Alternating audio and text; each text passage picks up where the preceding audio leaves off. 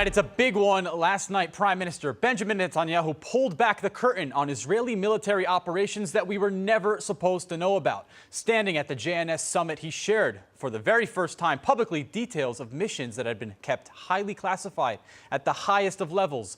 Operations that crippled Hezbollah, operations that turned the war in Syria, operations that exposed how October 7th was supposed to destroy Israel completely. And for the first time, we get a little piece of the action. Let's dive into it. One of the wildest operations probably in history was the Beeper attack against Hezbollah. For years, Hezbollah has been hiding rockets and ballistic missiles inside civilian homes across southern Lebanon. Garages, bedrooms, schools, entire neighborhoods were turned into underground arsenals. Nasrallah was under the impression that hiding weapons among their civilians would stop Israel from finding a way to get to them. Oh, how they were wrong. Here is the genius of the Israeli Mossad in action. Instead of blowing up the depots from the air, they decided to first destroy Hezbollah from the inside. The Mossad designed tiny explosives hidden inside old pagers from the 90s. Each beeper was loaded with just enough explosive TNT to set off chain reactions when placed next to other beepers or next to weapon stockpiles. Over time, the beeper bombs were ingeniously planted across Hezbollah's members inside Lebanon. They would have no idea what was coming. The idea was simple: plant enough of them, and when the moment came, detonate all of them at once and collapse Hezbollah's capabilities overnight.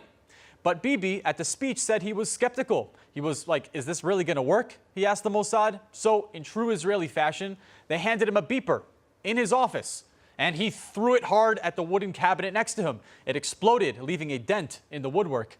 Okay, he said, I get it now. It works. So they began planning. Bibi then shared that just as the operation was a few weeks out, Israeli intelligence picked up a critical piece of information. Hezbollah had begun to grow a bit suspicious. Nothing crazy just yet, because their members were still holding on to these pagers.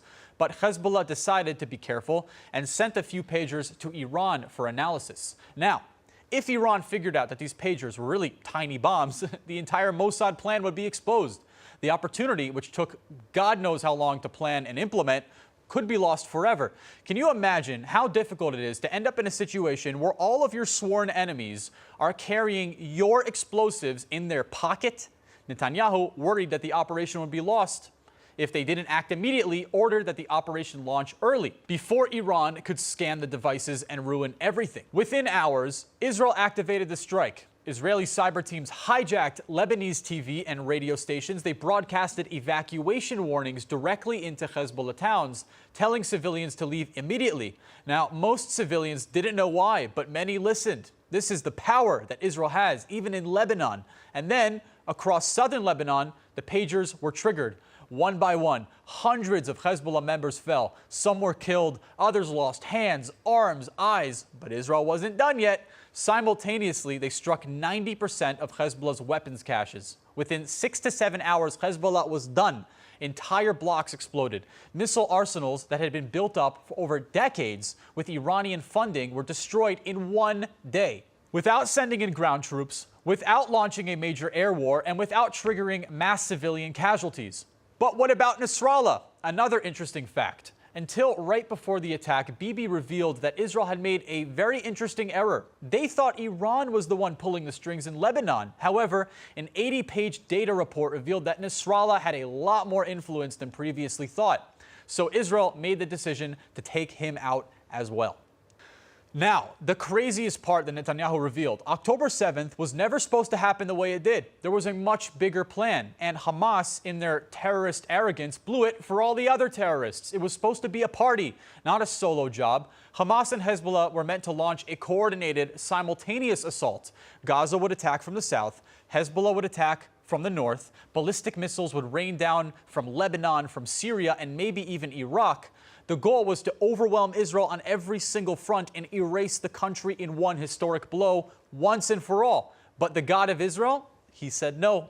Hamas jumped the gun. Sinwar couldn't wait. Terrorists don't learn patience in terror school. He launched the attack from Gaza early without telling Hezbollah. Hezbollah was like, man, why didn't you tell us?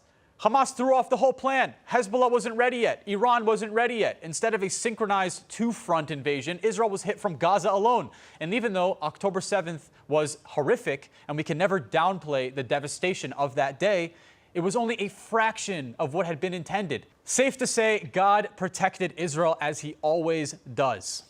Now, Netanyahu also revealed how Israel destroyed most of Assad's military in Syria without a formal war.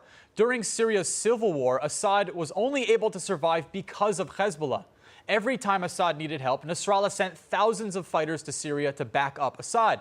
But after Israel assassinated Nasrallah and then Naim Qassem, Hezbollah's number 2 man, Hezbollah was completely crippled. So when the modernized Taliban, aka HTS, was ravaging Syria in December of 2024 to overthrow the Assad regime, Assad had no backup. Iran even tried to send elite airborne divisions to rescue Assad, but Bibi revealed that Israeli F-16s intercepted the Iranian flights and turned their planes back. Incredible.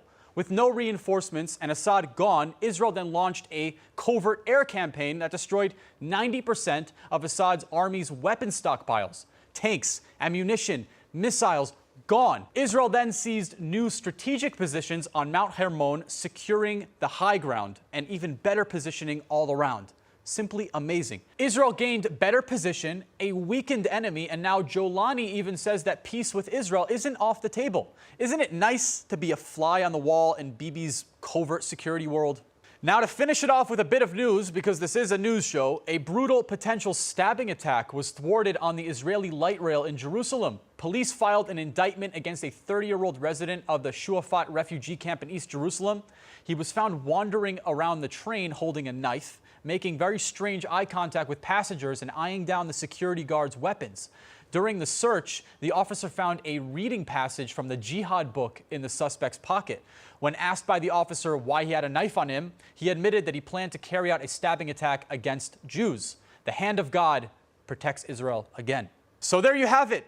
It's always nice when we get a front row seat to the action. The crowd was on the edge of their seat hoping for a shocking speech, and boy did Bibi deliver. It's no wonder that his coalition government always dominates the polls. For JFeed.com, this has been Overnight Israel. Please like, share, and comment. It helps a ton. You have no idea how difficult it is to put all of this together, so the small like or share really helps. I'm Simcha Brodsky. Thank you so much for watching. See you tomorrow.